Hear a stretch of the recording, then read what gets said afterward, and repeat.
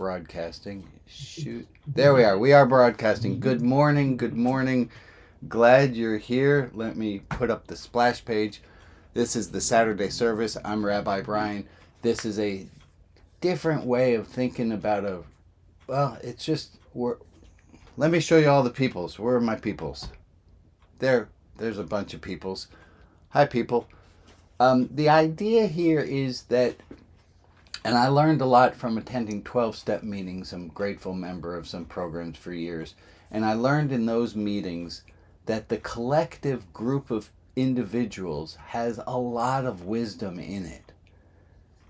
And I broke down from running services where I was sage on a stage and started to listen to the voices of the people. And as opposed to thinking I could spend all week cramming in knowledge, writing a sermon, and then giving that sermon, I learned better. And then I was a high school teacher at the time. I learned that it's in the facilitation of discussion. I'm really good at facilitating. I do a very nice job of facilitating discussion, and I ask these people some questions, and these people often come up with some really good answers. And so this is our first service of 2024. I'm glad that you're joining. If you want to join us on Facebook, I'm going to push that. There we go.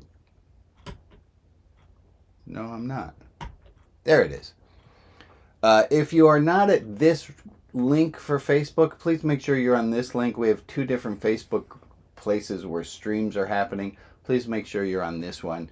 And our dear friend Joe is moderating the chat there. And then we also have a chat here on Zoom, which thank you, Maria, for posting in that. And there are a bunch of people whose name are, say, co-host. And if you've not been here before and you have questions, just hit a private message to anyone who says co-host. Or if you're really brave and you want to, just put your hand up. I can see most of the people who are on the screen, and you can just ask a question that way. That works just fine.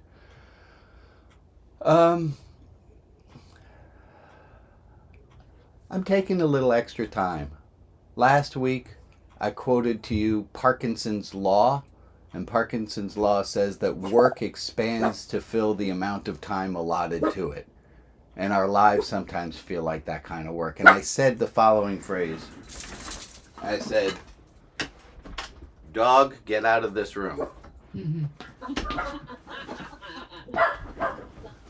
And I said this, and I'm very fond of, if it's all right, and it is all right for me to be fond of some phrasing that I came up with, which is, I said, work doesn't stop, so we need to.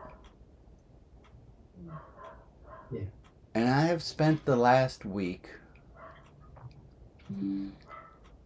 considering the idea that and this is one of my 2 New Year's resolutions. The other one is to try to laugh more, or just to try to have more laughter and joy. And my cue for that one, because I'm vicious when it comes to personal habits. I got to make sure I know how I'm going to implement it. Not just that I want to laugh more, but what am I going to do to make sure that happens? Is when I hear someone else laughing, I'm going to use that as a cue to think, oh, I could be laughing too. And see if I can't figure out how to laugh along with somebody. And if you really want to get to me, you just start laughing, I'll start laughing, and then if you keep laughing, I am now obligated to continue to laugh. That kind of reminds me of something we did as kids. We were in a very fancy French restaurant with my parents, and my sister and I were bored out of our mind. So we both sat back in chairs like this and started looking at the ceiling and laughing. And one by one, everyone in the restaurant who had no idea what we were laughing at. Yeah.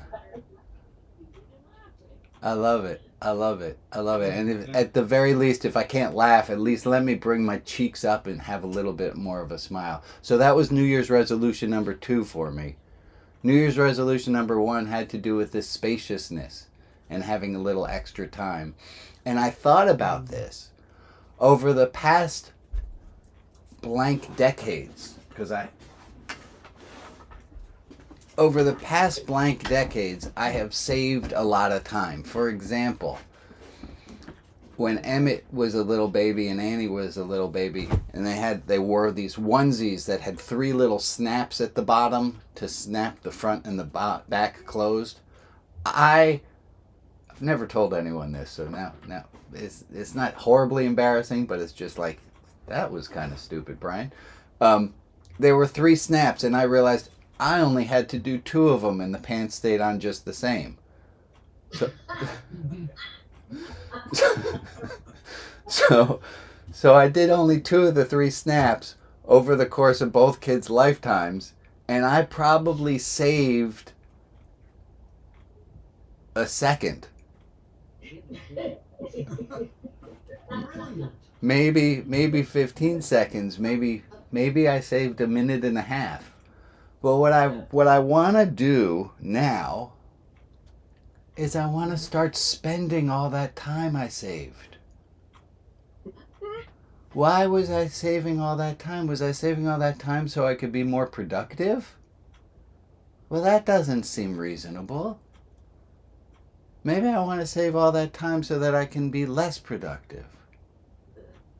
And I don't see Al. There's Al. Hi, Al. Al, over your left shoulder, there's a painting. It's in the background there. And can you get to it? It's a quote from Gandhi. And it's a beautiful quote. And he said, stop the glorification of busy. Can you pin, Alex, can you pin on I can certainly do that.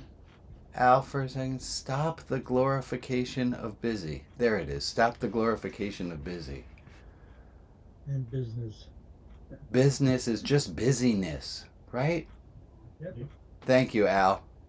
Little show and tell time.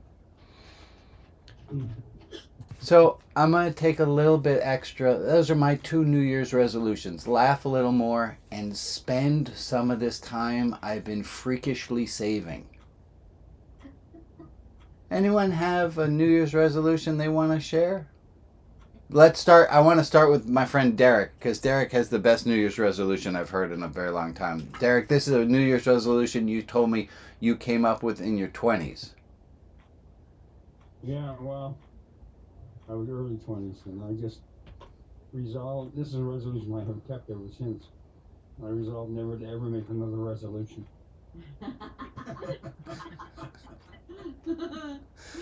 It's very good, Derek. It's very good. I sent this out prior to the service from my friend Nadia Baltz-Weber, and it says this: yearly reminder. There is no resolution that, if kept, will make you more worthy of love. Yep. There's no resolution that will make you more worthy of love. You, your actual self, and not some made-up ideal, are already worthy. I got some people doing thumbs up. Thank you for that. We talked about a lot of things last week. I made a list. I have a list of things we talked about.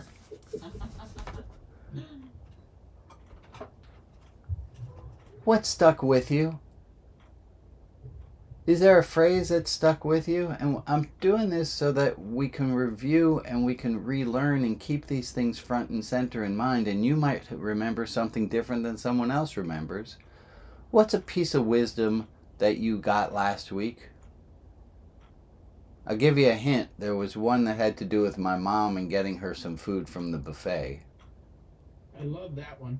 Okay, tell us, what was that one? The difference between knowledge and wisdom.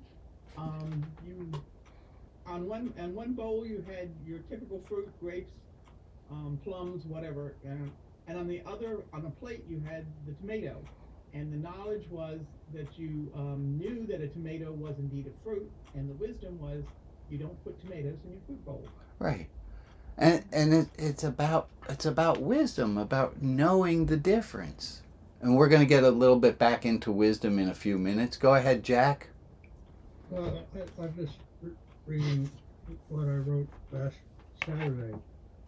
That sacrifice is sacred doing. and we sacrifice our past to accept the moment and let God take care of the future. Oh, damn. Say that again. We sacrifice our past to accept the moment and let God take care of the future. Amen. We try to live in the present. We sacrifice the past, try to live in the present, and let God, asterisk, and then the footnote says, whatever you understand that word to mean. Take care of the future. That's beautiful. Someone else have something that they wrote down or keeping on from last week? Go ahead, Al. Yeah, I had a reflection on Parkinson's law. Parkinson's law. Go ahead. Parkinson's law that your work tends to grow to fill the time allotted to it. Correct. And I've been thinking that's really happens when people are frightened, when people are scared in their work environment. I'm not sure that it happens when people are comfortable and creative and doing their own thing. Interesting. That if we're comfortable, we don't feel the. When we're comfortable, we get done and we stop. When we feel safe, we don't feel the need to keep polishing the apple. Yeah. We have our apple, we want to eat it. I think that goes right with this, is we are that apple. We are already worthy. We're already fine. But we keep thinking we need to do more. Yeah, that's the root of Parkinson's law, I think. Yeah, what if there's not so much for us to do? And then I'm going to pause really long. That's the harder portion for me, is to not do, because I typically I'm a fixer, and I am very uncomfortable in the space where there is the problem, because there's discomfort in that space. Yeah. And so, I'm learning the serenity helps a lot. Like, that's a space, I see a problem. Is it me to fix it, or is it not me to fix it? And in the space is where I hope to get a clear answer about whether I'm supposed to fix or not. And I better look busy in case anybody comes by and sees things are broken. Yeah, because if I don't want to fix it and I'm not busy, I might get caught fixing something that I don't want to fix. That can't be good. No, it probably wouldn't be the ideal outcome. Go ahead, Maria. One that I picked up from last week was, sometimes you might be right, but wisdom is knowing you don't need to prove it. Sometimes you might be right, and you don't need to prove it. Boy, I do that. Say that again, Maria. Yeah, that's beautiful. Sometimes you might be right. Wisdom is knowing you don't need to prove it. It was a phrase I used with my niece a long time ago, which I said to her, would you rather be happy or right? Yeah. And she fooled me, and she answered, I'd rather be right because then I'm happy.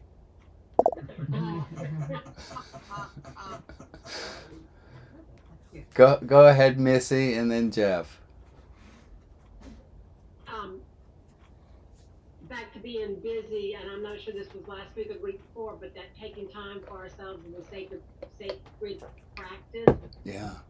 I've been paying attention to that one lately. Making time, making space for ourselves is sacred and holy. Amen. Great.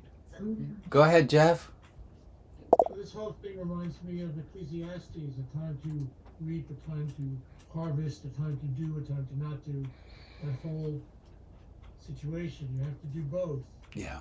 You can't be busy all the time. You have to stop. You have to take your breath. You have to be able to evaluate. And there are times that we should be busy. And the wisdom, going back to wisdom, this whole service hopefully should be about wisdom. But the wisdom is to know when to do which. Go ahead, Ray. Well, one of the things that I've learned in bits of wisdom, and sort of leading off of Joe, because I'm a fixer also, and what I've learned in wisdom, it's not my job. Mm-hmm. It's not my job. Yeah. I will. Love people and accept them as they are to the best I can. That's your It's job. not my job to fix them. Love them as best I can, but it's not my job to fix them. A few weeks ago, I shared with you wisdom from my friend Ann that said you only should tell somebody to do something 3 times. If you find yourself or telling them more than 3 times, you're trying to fix them. Yeah. I found, we all know the serenity prayer goes a little bit something like this. God, grant me the serenity to accept the things I cannot change. Right? I need acceptance. Courage to change the things I can. And wisdom to know the difference. My favorite thing to point out about the serenity prayer is that the wisdom to know the difference, we need to be given that. That we don't always have that wisdom, and when we don't, it's God's fault. Because I said this prayer, I said, God, give me the serenity to accept the things I cannot change. Give me the acceptance, the courage to change the things I can. And God, please give me that wisdom. And when I don't have that wisdom, I think this actually helps soften it for me. When I don't have that wisdom, I can't beat myself up for it because you know what? I just didn't have that wisdom. I thought I could change my daughter. Okay, look, that's on me. She's 14. That was my bad. But the wisdom to know the difference, we don't always have that. I want to add in a different version of the serenity prayer, which I think will speak to a lot of you. The other serenity prayer. Please grant me the serenity to stop beating myself up for not doing things perfectly. The courage to forgive myself because I always try my best. And the wisdom to know that I am a good person with a kind heart.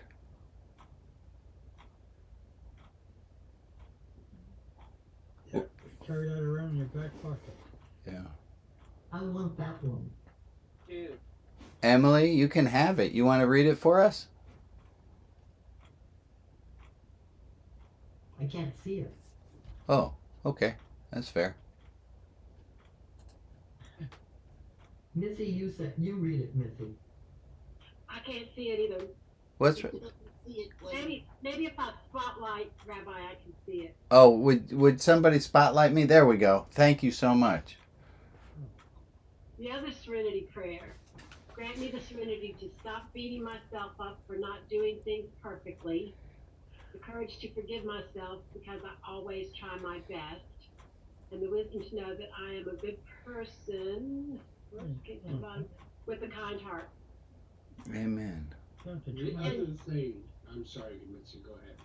Oh, just to, keep us on the right track of being, whatever the right word is for us, but I always thought the other serenity prayer was F it.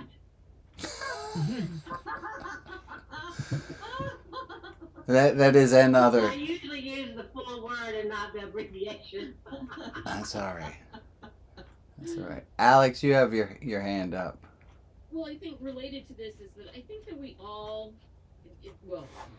most people make the best decisions we know how to make at the time we make them. That's right. That's right. And, I have a lot of friends lately who have had things happen in their lives that have been really just rough. And some of them are looking back on things and questioning whether they should have done this or they should have done that. And the thing that I've told most of them is that the decisions that you made at the time you made them were decisions that you made based on the facts that you had at the time. That's right. That's right. And you can't make decisions retroactively on data that you didn't have. Well, right. And it's truly unfair and cruel to ourselves to think we should have known better than we knew. It reminds me of one of my favorite people who came up with something called Meg's Law. And that person's Meg. Meg, would you give us a refresher course on Meg's Law? Hold on a second. I got to spotlight you. Can we? Oh, gosh. I've been in the spotlight in ages. Meg's Law is that once you make a decision, realize that that was the best decision to make. Don't rethink it. Yeah. And don't spend hours saying, "Oh, I wish I could," or "Shouldn't I have?"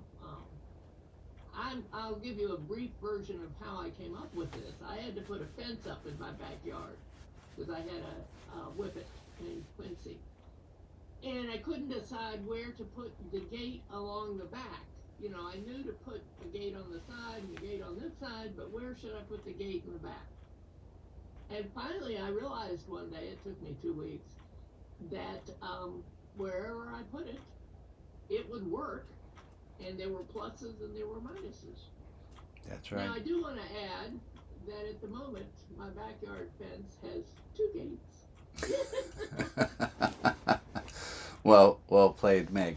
I've applied Meg's Law without knowing it was Meg's Law, and I give this, do with it as you like. I learned this trick that when I go to eat and there's a menu and it's got lots of choices on it, because that's what they do at restaurants. It's pretty cool. You get all these choices of things. Is when I decide on a thing I will be happy to eat, I close my menu. Because then I'm not doing this back and forth. Did I make the right decision? That's it. I have made a decision. I'm done. Don't always do it exactly perfectly, but I do. And we have a bunch of people who are on Facebook. I thank them for the sound isn't working when participants speak. Oh, shit. I know why. Hold on there. Can you all still hear me? Yes. I can't hear you. Dang it. That's YouTube, by the way.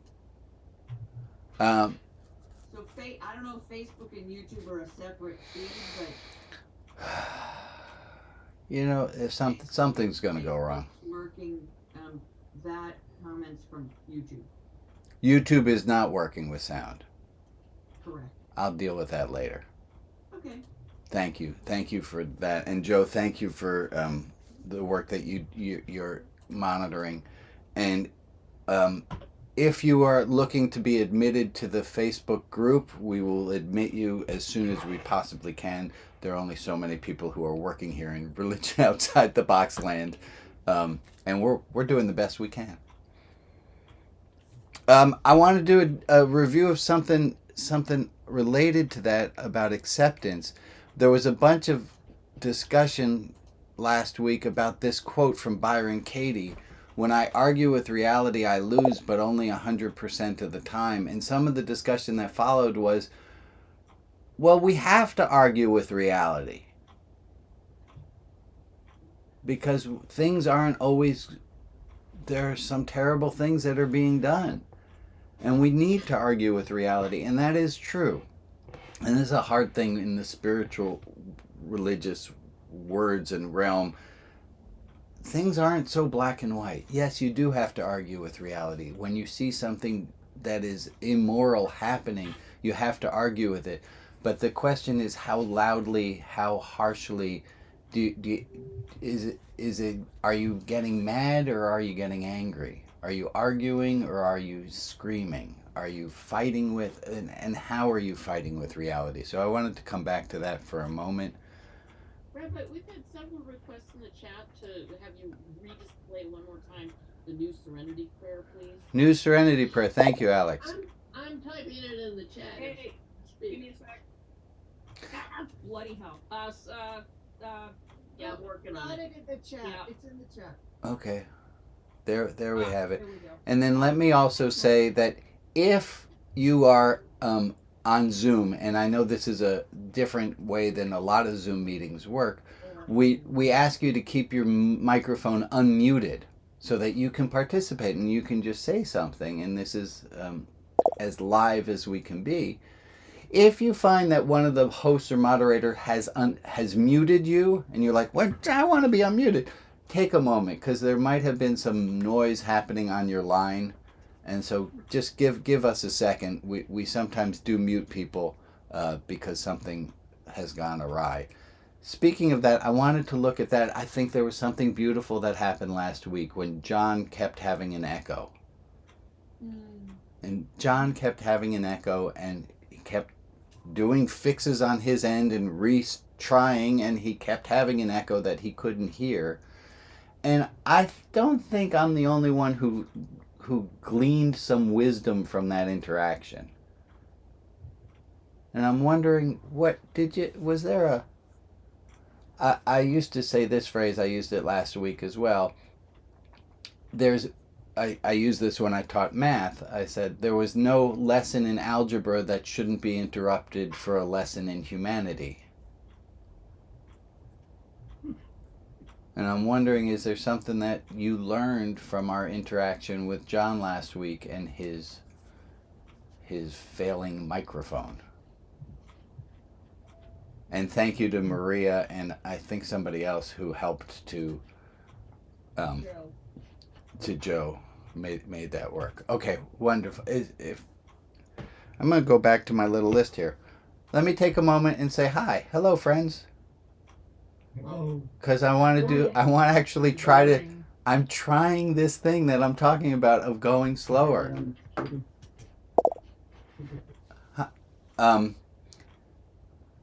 Yeah. So let me ask you, because I'm noticing that I'm going slower and I'm trying to have a little more space. I don't see people logging off in droves, so that's good. Okay. Here's a comment I want to make. It's on my list. You're not going to like everyone in the group all the time.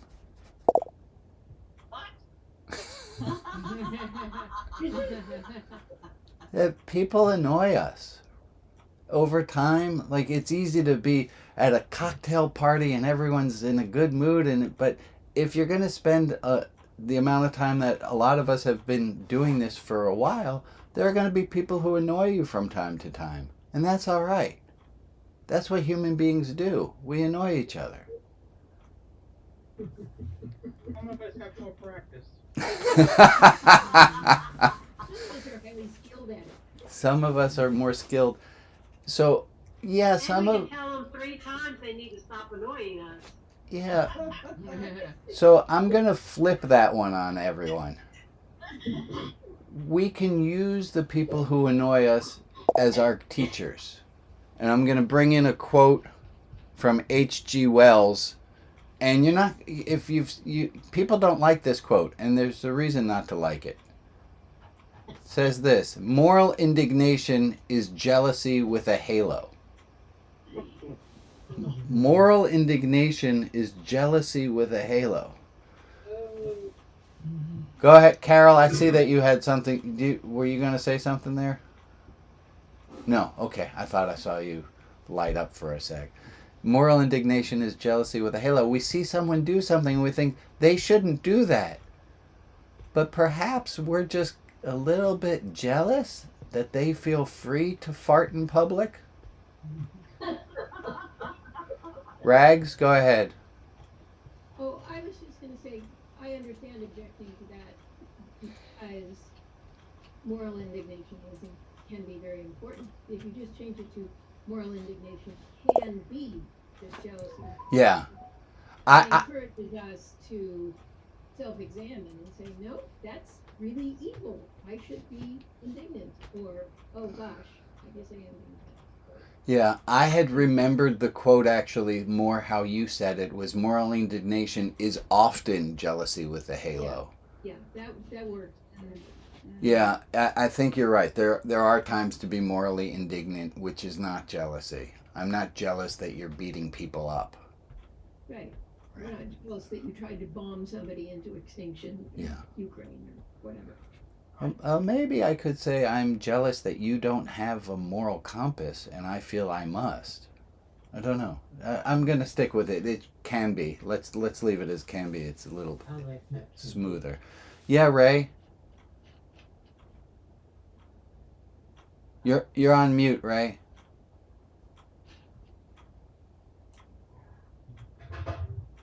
Go ahead. Sometimes moral indignation is because we don't have all the facts.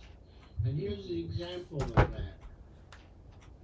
I was in a store, and there was a number of years ago, okay, I don't remember, and this woman had a leash on her child. Yeah, I've seen that. And I thought that was Yeah. sort of treating your child like a dog. And so I had to speak up about it. And she said, well, I appreciate you telling me, saying something about it. But the truth is, my child has, I can't remember, some kind of problem and will run off. And she's not being mistreated. She just has to run all the time. And I can't keep up with her. And I'm concerned that she'll run into a pile of something. Back then, they, stack stuff up on her hands and hurt herself or someone else. So I appreciate your input, but I don't believe you have all the information you need. I love that. Yes, I have something to put in. When my daughter was in her toddler phase and so on, and we would go on walks, and I had this nice little harness with a leash thing, which was the perfect thing because it gave her the freedom to walk a little bit, but it didn't have to. It was a little bit more freedom than if I were holding her hand all the time. Mm-hmm. Yeah. I yeah. Let's. It helped keep her from falling down. Basically, she was kind of a little unsteady on her feet still. I think we could summarize this as let's slow down on our judgments. Mm-hmm. Or let's notice that we're being a little judgy. Yeah, great. Take the pause that refreshes. Say it again. Take the pause that refreshes. The pause that refreshes. Yeah. And that circles all the way back to what I said about spending some of this time that I've been saving. Well, am I right? Let's pause. Pause when agitated. Yeah. I had a quote I wanted to bring in for. I have 3 different directions I want to go in at once. Let's do a little review.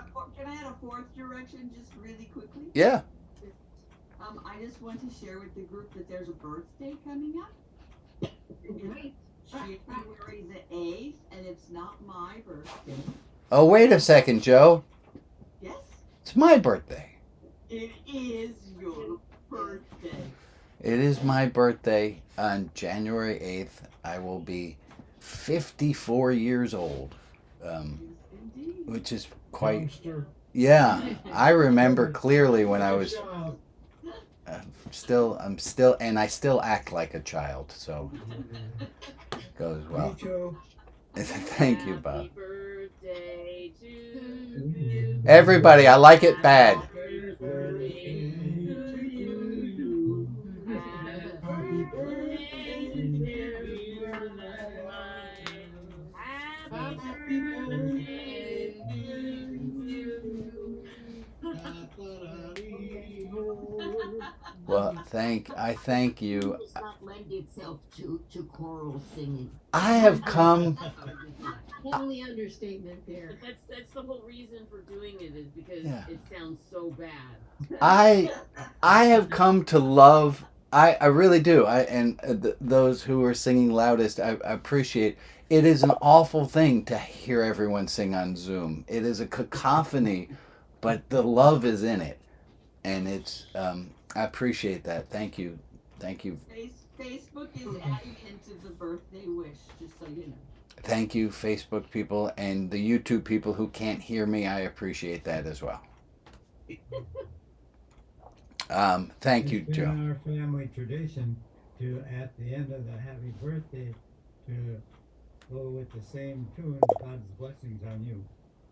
That could be controversial. I know. I feel very blessed. I am seriously the luckiest person I know, and that I get to live the beautiful life that I live is not lost on me, and that I have, through my own doing and by just fortune, stumbled upon a way of doing religion and having a job that I love to do. I remember, and everyone had the same person in middle school. There was an assembly and somebody came and said, if you love your work, if you love your job, you'll never have to work a day in your life. Everyone heard that phrase, and I feel that way, except there's some parts I don't love, but I love what I do. And I know you love me and appreciate that I'm doing what I'm doing. So thank you. I'm going to move along. Emmett last week brought in a quote, or Emmett helped me with a quote.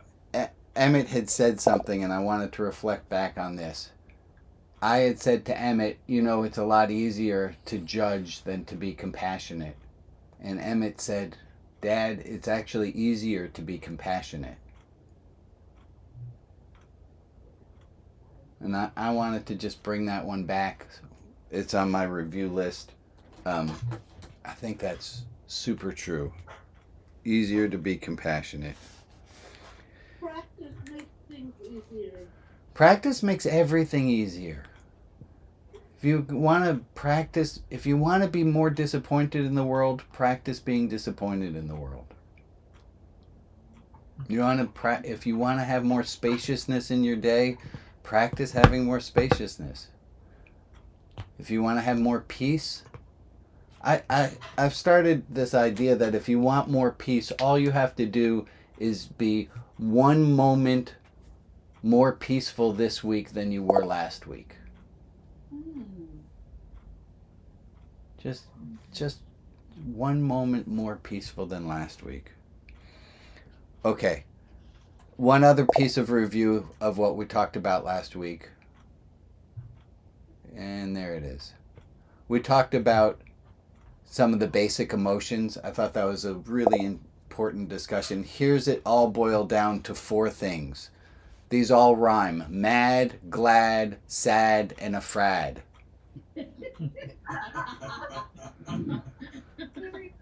And here's what the causes. This is Marshall Rosenberg's work from Nonviolent Communication. When we're mad, it's because we have a need that was violated. When we're glad, our needs were met. We're sad, we lost a need. And we're afraid there was a threat to our needs. Uh-oh, the Serenity Prayer has come and covered over that page. Can you remember? Mad is what happened to your need. Not met. Need was not met. Need was violated. Glad, what was happening to your need? They are met. Sad? You lost a need. And afraid? There's a threat to your need. Let's try that one more time. Glad, mad, sad, and afraid. Mad is what happened. That's like Yuki King. Need violence. Yeah, glad? Need met. Needs were met. Sad? Need was lost. And afraid? There was a threat to your need. Uh-oh. Poof. There it's gone. Ooh. Oh no. Let's see if we can do it. Mad? Violated. Your need was violated. Someone did something to you or to your need. Your need's not being met anymore. It's going to make you mad.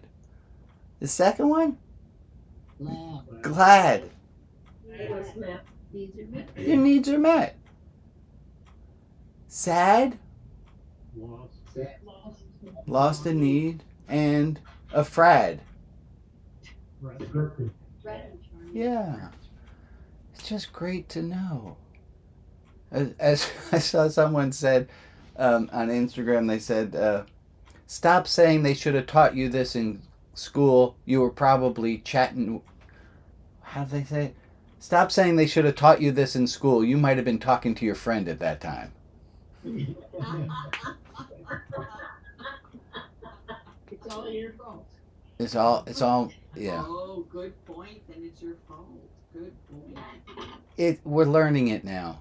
We're learning it now. It might be a little later than we had hoped for, but we got it now. All right.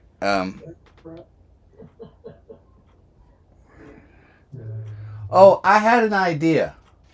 I always have ideas. Just one? Right. So I have this card here. And I thought about giving you a gift of I don't like that. And I thought about giving you this card as a gift. It's the I don't like that card. Hmm. And I'm going to give you this for the next week. You could probably make copies of it too. I'm not really but I'm just giving you one.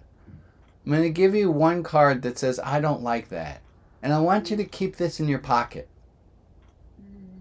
I want you to keep the I don't like that card in your pocket so that you know when something happens and your need is violated or you have a loss to your need,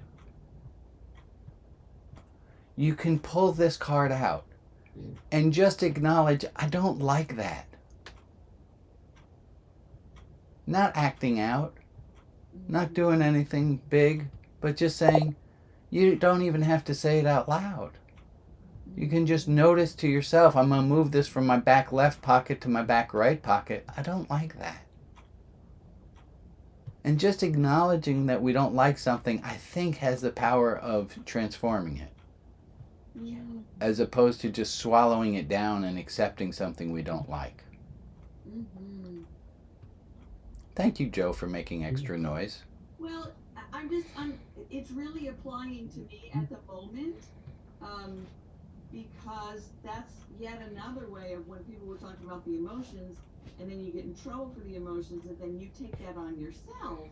This is a very empowering, very easy, very kind, courteous, and compassionate way to simply stop behavior that's actually hurting you without making a big thing out of it. Yeah. How about an emotional raincoat? Think of protecting Ooh. yourself by putting a barrier between them. I like that, Betsy. Betsy, I had come up with an idea similar to that, and I will say sometimes to someone, if they're trying to guilt me, I will say, I'm sorry, but I'm wearing my guilt-proof undies today. Now, I do understand I have a certain way about me that might not be the language you would choose to use. But adapt. Make a card. Hey, you know what? That's not going to work. I got my escape from guilt-free card in my wallet. Something that came to my mind when you do that, and something that I've been thinking about lately, I don't like that. And then I stop and think, I wonder how many times I have done it. That goes back to our moral indignation, and we're mad at someone to do possibly that. Maybe I'm doing that. You know, I don't like when people fail to signal when they're turning. Yeah. And sometimes, and then I have to stop and think, I wonder how many times I've done that. Yeah. Yeah. Oh, I hate to have that question. Thank you, Emily. I'm gonna make a. Oh, guys, I look at the time. Let's take a minute for some gratitude. Let's just make sure we have at least a minute of some gratitude going on this week. What are you thankful for? I'm thankful for the day. I'm thankful you're joining me. All of you. Thank you, Rob. What are you thankful for? Guilt-free underwear. Yeah. And emotional raincoat. And emotional raincoats too. I'm thankful for books. I'm most thankful for being loved. Oh, beautiful. I'm thankful for this group. Yeah. I'm thankful for poetry. I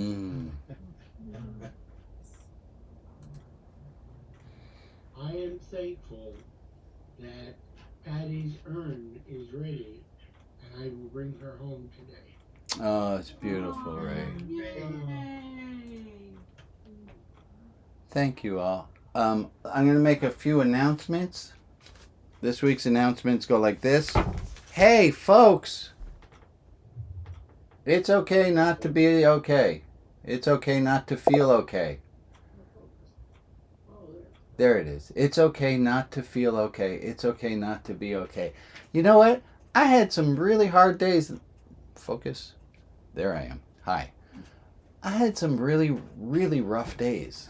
And just remembering that it's okay to have a rough day makes it a lot easier. It's okay to have a hard time. Three business-like things. One, Religion Outside the Box is thinking about having a retreat. If you are interested in finding out more about that, would you shoot me an email, or in the clubhouse find one of our retreat specialists, either the clubhouse. You can go to rotb.org. My clubhouse button is not. There it is. Oh, look at that. Go to rotb.org and find the clubhouse there. And reach out to Jeff or to Anne or to Maria. And we're trying to figure out if we want to do a retreat, where, when, so reach out if you want to be involved in that. Service number 300 is coming up in a few weeks. There's a party planning committee. I'm sure you're all shocked to know that Joe put herself on that committee. It's 200. It's 200, not 300. Oh, well, 300's coming. We can do 300 as well. I just want to do 200 first. let's start with 200. Service number 200 is coming. Let's plan that one before we plan 300. That's a really good idea. It's And February 3rd. February 3rd. Next week, it will be a special week. Our friend Missy, hi Missy, you there? Missy Solomon will be leading. I will start us off and kick us going, but please show up, and it will be Missy's first time leading a Religion Outside the Box service. Nobody knows how it's going to go, but then again, I don't know how these are going to go either. So it's a beautiful thing. Please show up for that. Immediately after this hour, we do small groups. I thank our hosts for doing that, Meg and Al for running Deep Dive, and Joe, I don't think you're running it, but Joe often shows. It's me and Ron. You- Ron and I are co-conspirators, as he says. Co-conspirating on the poetry room. Jeff is running an unpacking politics room.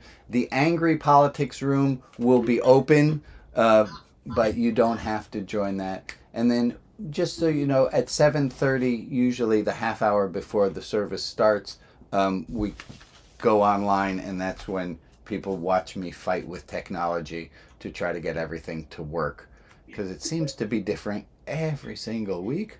So you're welcome to join. That concludes the announcements. Let's do a little bit of Lynn, go ahead.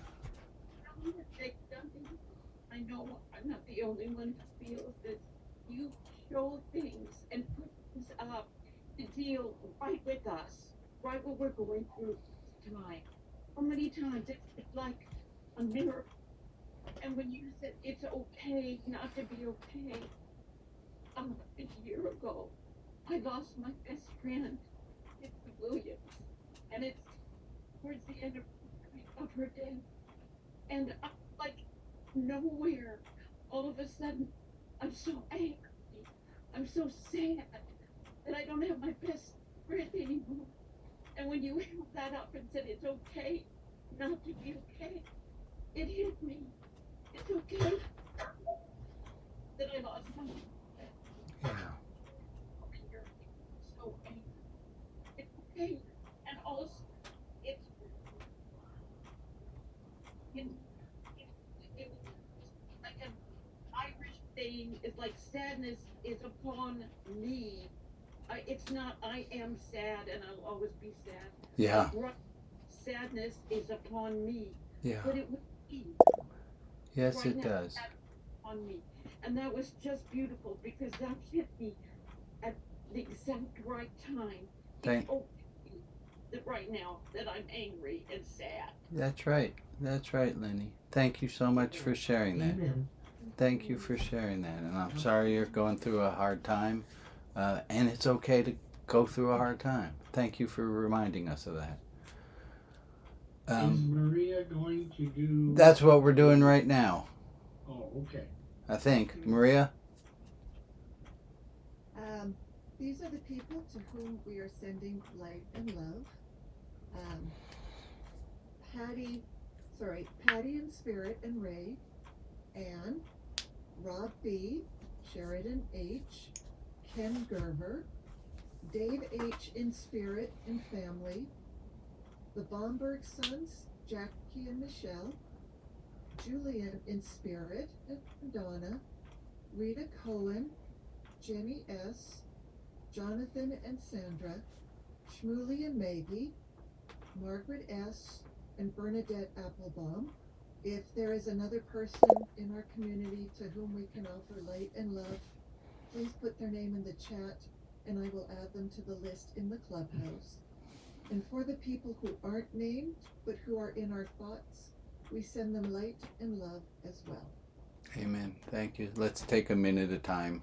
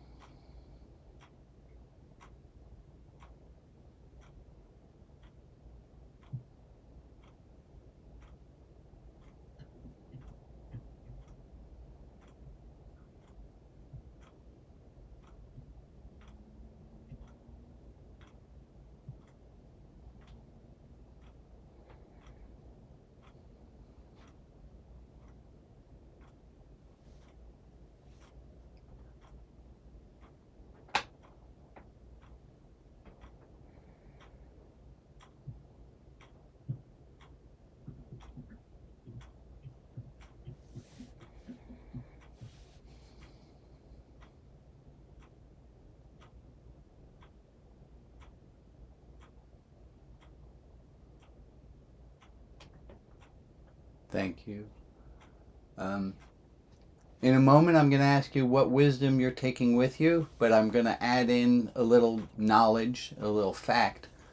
Hours, 24 hours in a day, it was decided a long time ago, and it was divided between night and day. And each of those were subdivided into 12 sections that weren't of equal time. It wasn't until later that people came up with the idea of an hour, and that an hour would be an exact amount of time.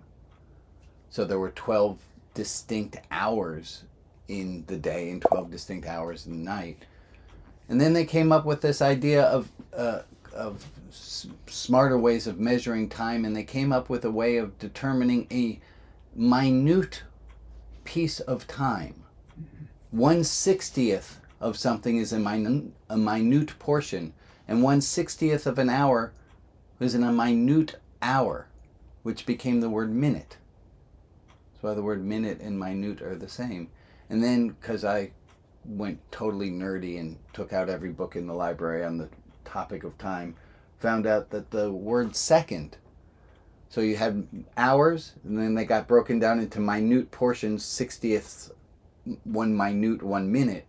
And then a second, for all those of you who are playing for nerd points, a second was a second order of minutitude.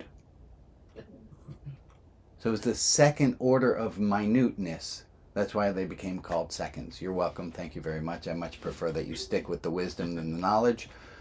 But the knowledge is sometimes so juicy and so fun. What are you taking with you today? What's the bit of wisdom that's going to stick with you? It's okay to not be okay, or it's okay to spend some spacious time. What are you taking with you this week? What's the wisdom? Knowledge can be juicy and fun. Knowledge can be juicy and fun. Amen. But sometimes you need an emotional raincoat to protect yourself from too much knowledge of horrible things. Let's have some spacious raincoat.